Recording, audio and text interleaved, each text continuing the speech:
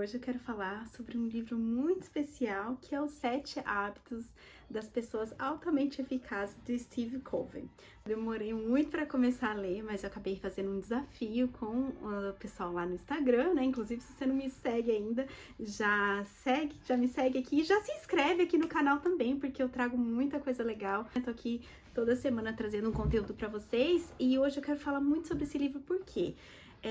Eu acho que existem momentos na nossa vida que a gente precisa realmente parar, reavaliar e começar a se desafiar mais, né? E ele justamente me ajudou sobre isso, né? Eu fiz um desafio com ele de ler ele em 21 dias e eu consegui. E eu já tava assim, procrastinando com ele já fazia bastante tempo, mas eu precisava realmente investir um pouco mais, ler. E foi bem interessante porque assim, eu comecei a ler esse livro porque eu queria, né, eu tenho trabalhado de casa tanto tempo, como muita gente aí, eu tava assim, nossa, eu preciso ler alguma coisa um pouco mais do mundo corporativo. E ele me surpreendeu muito, porque ele fala muito mais do que acontece dentro da nossa casa, né? Inclusive, ele começa falando, primeiro, a introdução do livro, ele fala sobre paradigmas, né? Sobre aquilo que a gente precisa melhorar de dentro para fora, primeiro em nós, para depois poder melhorar nas outras pessoas, né? Então, eu vou contar para vocês hoje os 7 hábitos das pessoas altamente eficazes, mas eu vou falar justamente da minha realidade, vou trazer ele para minha realidade, porque, primeiro por duas coisas. Primeiro porque eu acho que quando a gente lê um livro, a gente precisa aprender a aplicar ele para nossa vida, né? A gente precisa trazer ele para nossa realidade, adaptar, né, quando precisa. E segundo, porque eu acho que é uma forma muito mais prática, mais fácil de ensinar vocês aí a entenderem um pouquinho disso se eu trouxer pro meu contexto, que eu sei que tem muita mãe, muita gente que vive uma realidade muito parecida com a minha, né? Bom, vamos lá. E o primeiro hábito que ele fala é o hábito da proatividade. Ele fala que ou você é proativo ou você é reativo. Lógico, não tem como você ficar no meio, não tem como você falar, eu sou mais ou menos. Ou você é uma pessoa que realmente, a sua vida, ela é direcionada, né? Ela acontece conforme os fatores que acontecem à sua volta. Então, às vezes assim, ai, deu tudo errado, né? Vou dar um exemplo, como eu falei que ia dar o exemplo pra vocês. O turismo não tá funcionando, já faz mais de um ano, veio pandemia, aconteceu tudo isso, eu não consigo mais trabalhar, o que eu vou fazer da minha vida? O que eu fiz? Eu consegui modificar um pouco o meu trabalho, né? Primeiro comecei trabalhando aqui com vocês, fiz aulas, cursos, ensinei tudo aquilo que eu sabia pra vocês em relação ao turismo, né? Continuo ensinando e adaptei o meu trabalho também para aquilo que eu sempre fiz de muito bem, que é ajudar outras pessoas. Tô aqui, tô ajudando vocês aqui dessa forma. Ser uma pessoa proativa e ter o controle sobre aquilo que acontece pela sua vida, né? Não deixar que as coisas externas, elas te prejudiquem. E realmente, né, a pandemia é um fator externo que acabou nos prejudicando muito, mas eu poderia simplesmente ser uma pessoa reativa e falar, beleza, cruzar meus braços e falar assim, eu não posso mais trabalhar, vou viver agora não sei do que, e ser uma pessoa que só reclama. Mas na verdade eu consegui dar voltas por cima, trabalhar mais no online, fazer isso aqui que eu tô fazendo isso pra vocês. Bom, esse é o meu exemplo de pessoa proativa, que é o que a gente precisa ser. Proativo significa você tomar o controle da sua vida, é você decidir se aquilo que tá acontecendo de ruim no mundo ou de qualquer outra forma vai te abalar ou não. É você ter essa proatividade e até positividade, vamos dizer assim, né? Nunca deixar que fatores externos atrapalhem aquilo que você é. É você tendo controle das situações que, né, guiam a sua vida, a forma que a sua vida leva. É não dar espaço para essas pequenas coisas ou grandes coisas, né? Uma raiva, um sentimento ruim, atingirem a sua vida. Você dominar e falar, não, eu não aceito isso para mim, e tomar outras atitudes. Bem legal. Bom, o segundo hábito é bem interessante, porque ele fala, é começar com o fim em mente. Olha que legal. Toda vez que você começa um projeto, alguma coisa, você precisa começar já pensando lá na frente, no seu sucesso, naquilo que vai acontecer. Inclusive, a sua vida. O maior projeto que a gente tem é a nossa vida, não é? E ele dá um exemplo bem interessante que falou muito comigo, que é assim, o que você quer que as pessoas lembrem de você no seu funeral? É muito forte isso, né? Porque a gente fala tal, mas você nunca... Será que a gente realmente para pra pensar? Eu falei assim, nossa, as pessoas vão escrever aqui. O quê? Até coloquei esses dias uma caixinha ali no Instagram que falava assim, como que eu já te ajudei? O que eu fiz? E muitas pessoas falam, eu te dei dicas, eu usei suas dicas de viagem. Eu amo falar de viagem, gente. Essa é a minha essência, eu sempre vou falar disso. Mas o que realmente eu quero que as pessoas lembrem de mim? Aí eu comecei a pensar e falei assim, eu quero que as pessoas lembrem de mim pelas coisas que eu ajudei elas. Aquilo que realmente, assim, fez a diferença na vida delas. Como que, né? Eu acho que até foi nesse momento que eu decidi fazer o desafio, porque eu falei, eu quero realmente ajudar outras pessoas, não só a viajarem, mas terem uma vida melhor, a se desafiarem mais, a buscar o melhor delas. Então você precisa ter foco o quê? No seu objetivo, saber onde você quer chegar, o que você quer ter. Isso parece ser forte, mas se você souber exatamente aquilo que você quer ser lembrado quando você morrer, realmente vai fazer todo sentido, e é aquilo que você vai colocar as suas energias na sua vida, tá bom?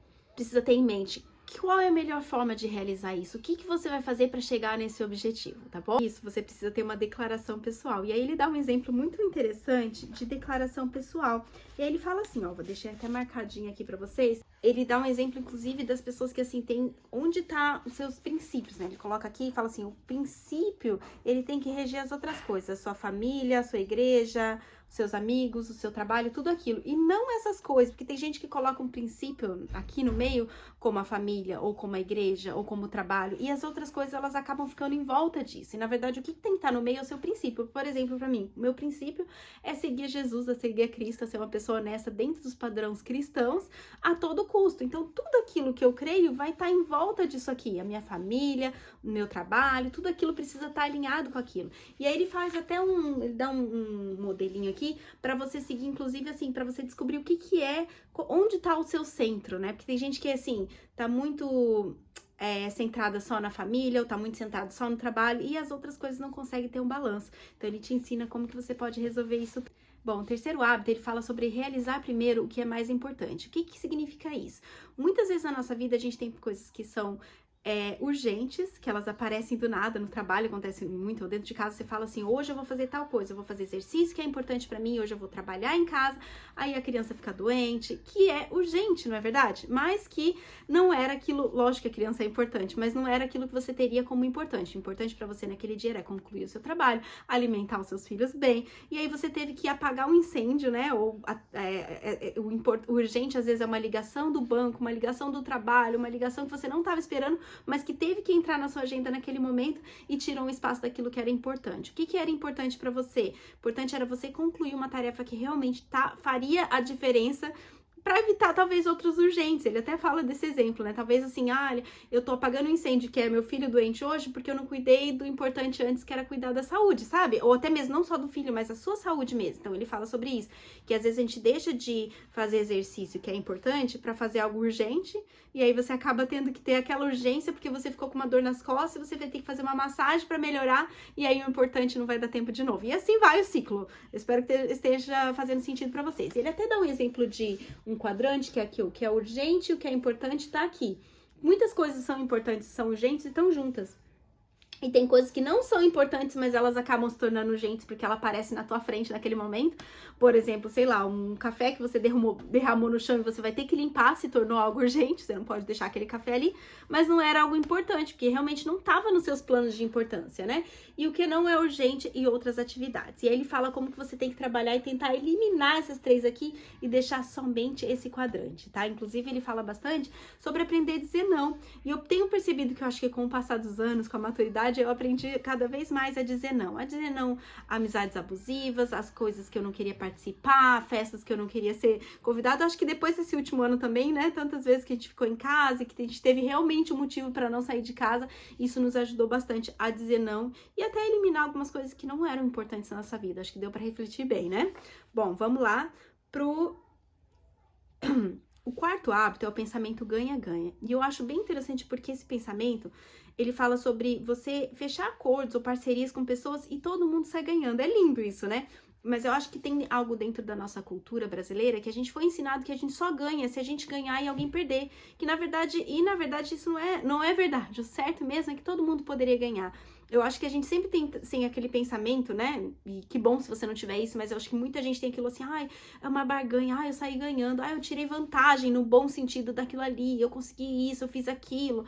A gente vê isso, por exemplo, né? Vou dar um exemplo de passagens aéreas. Quando a gente vê uma passagem que já vi que deu bug nos sistemas que eles falam, deu um erro lá, e um monte de gente, olha, compra aqui, essa passagem tá errada, a gente quer ganhar, e que alguém tá perdendo, porque aquela passagem não era pra ter aquele preço, né? Se a gente comprou ou não comprou, o que foi? Eu não tô falando isso, eu nem comprei, nem sei de alguém que comprou, mas eu sempre via isso nos grupos lá, falando, gente, corre lá comprar porque deu erro no sistema. Sabe aproveitar uma vantagem nesse aspecto? E ele fala justamente que existe sim um modelo que todo mundo pode sair ganhando, que é o ganha-ganha, né? E é o modelo onde você faz com cooperação, onde as duas pessoas decidem algo junto e aí dessa forma você consegue chegar mais longe também, todo mundo sair satisfeito. Porque ele fala até isso na venda, porque muita gente que trabalha com vendas como eu, que é aquela coisa assim, não, faz isso, compra isso. Às vezes a pessoa nem precisava daquilo. E aí a pessoa, depois, você não vai ser um ganha você acha que você ganhou, né? Mas na verdade você não vai ganhar, porque a pessoa depois vai voltar e não vai se sentir satisfeita. É igual quando eu vendi alguns hotéis, eu via que a pessoa às vezes não era aquele hotel para ela, ela não ia se sentir feliz lá. E era melhor eu indicar talvez uma outra opção, tentar explicar para ela a necessidade, para ela também ter a própria decisão dela, né? Então isso é bem importante você entender. O quinto passo fala sobre compreender para depois ser compreendido. Muitas vezes a gente fica tão afobado em querer falar, eu mesmo sou assim, né? Fico falando, e eu tenho aprendido até inclusive a ouvir vocês melhor, né? As pessoas que estão ali todo dia no Instagram, tentar entender vocês melhor, ouvir aquilo que vocês realmente querem, né? Realmente querem ver como conteúdo, né? É só um exemplo que eu tô usando. E isso ele usa bastante um exemplo dentro de casa, com os filhos. Às vezes a gente nem escuta, a gente não quer nem saber qual que é o problema, né? E dentro de casa é até mais sério esse problema, porque ele fala também sobre o abastecimento, né? Ele fala da conta bancária. Eu usei o termo abastecimento porque tem um livro muito conhecido que é 5 Linguagens do Amor. É um livro excelente. Inclusive, se você já leu, me conta aqui. Ou se você gostaria que eu trouxesse o resumo desse livro, se você gostou dessa ideia de adaptação do resumo para nossa realidade, então me conta, tá bom? E nesse livro da 5 Linguagens do Amor, eles falam justamente sobre o tanque do amor, que você precisa abastecer esse tanque. Por isso que às vezes quando a gente, né, tá dentro de casa, a gente ama, a gente perdoa mais fácil, não é verdade? É muito mais fácil você perdoar. Eu mesmo sou assim, às vezes eu brigo, por exemplo, com a minha irmã, eu sempre falo, daqui 5 minutos já tá tudo bem, porque nosso tanque do amor tá cheio. Agora, se o seu tanque da desconfiança, da fidelidade não tá cheio, como que você vai exigir da outra pessoa para te perdoar, não é mesmo? Então ele fala sobre isso, que você precisa ter a conta bancária abastecida, né? A conta bancária ali bem gordinha, porque aí assim também você consegue entender a outra pessoa muito mais fácil. E isso fala bastante sobre a comunicação efetiva, porque se a gente não escutar bem, a gente também não pode retribuir. A gente tem o hábito de ouvir as pessoas falando e ver da forma que a gente vê o mundo, sabe? Sabe quando você olha e fala assim, ah, não, mas eu já sei o que é. E a gente, às vezes, não espera nem a pessoa terminar de falar para poder ajudar ela. Então, fica aí, fica a dica pra gente poder escutar melhor, ouvir melhor as pessoas, para daí sim tomar uma decisão e ajudar ela, porque às vezes a gente quer tanto ajudar que a gente não escuta, né? Bom, o sexto hábito é sobre sinergia, é sobre você trabalhar em equipe, você transformar, né, aquelas decisões em conjunto das pessoas. E ele dá um exemplo bem legal, que é um exemplo de férias, onde um casal, né, ele dá um exemplo de um casal que a mulher, o marido tinha planejado uma viagem é legal porque se adapta à nossa realidade aqui de viagens, né, mas assim, o marido ele tinha feito proposto, né, organizado toda uma viagem para pescar, e a esposa queria muito ir ver a mãe dela que estava doente. Então, assim, foi uma coisa que foi além daquilo que eles tinham. Mas eles conversaram junto e, bem encurtando a história para vocês, demorou, né? Mas eles conseguiram chegar num acordo comum com essa sinergia de que eles iriam pescar próximo à casa da mãe dela. Então, ela poderia ver a mãe dela e eles poderiam ter esse tempo com ela também. Então, foi bem legal a forma de decisão. Muitas vezes a gente precisa ter essa sinergia, adaptar isso para poder, né, ir mais longe juntos, tá bom? Bom, gente, o sétimo e o último é afine o seu instrumento. Sabe quando você tá tentando... Ele até fala também sobre... como se estivesse amolando ali o seu machado, né? Às vezes a gente quer fazer tudo, a gente quer fazer aqueles 6 hábitos que ele colocou ali, mas a gente não tá com a faca, né, com o machado afiado. E aí a gente acaba se esforçando muito e não fazendo nada. Então ele fala pra você parar, refletir, tentar, né? Isso fala de a gente estudar, ler mais, procurar ajuda, né? Procurar uma mentoria, alguém que possa tirar. Porque a gente às vezes fica andando e não consegue sair do lugar, porque a gente precisa o quê? Afiar aquele machado para poder andar pro próximo nível, né? Então eu achei bem interessante essa forma que ele colocou, que a gente precisa parar, porque é uma coisa um pouco óbvia, mas que a gente não faz, né? Eu gostei bastante, porque é algo que a gente precisa refletir, precisa fazer. Muitas vezes a gente quer fazer um monte de coisa e acaba não fazendo nada, né? Bom, gente, esse foi o resumo do livro, das 7 hábitos das pessoas altamente eficazes. Eu espero muito que tenha acrescentado na sua vida. Se você gostaria de ver mais conteúdos como esse, me avisa, deixa um comentário aqui, curte esse vídeo que com certeza eu vou trazer mais, tem muita novidade vindo por aí. Eu vou deixar também o link do meu grupo do Telegram, onde a gente compartilhou ideias, a gente discutiu sobre esse livro. Se você tiver qualquer dúvida, você pode entrar em contato comigo, eu vou ficar muito feliz em te ajudar, tá bom? Um beijo, até mais!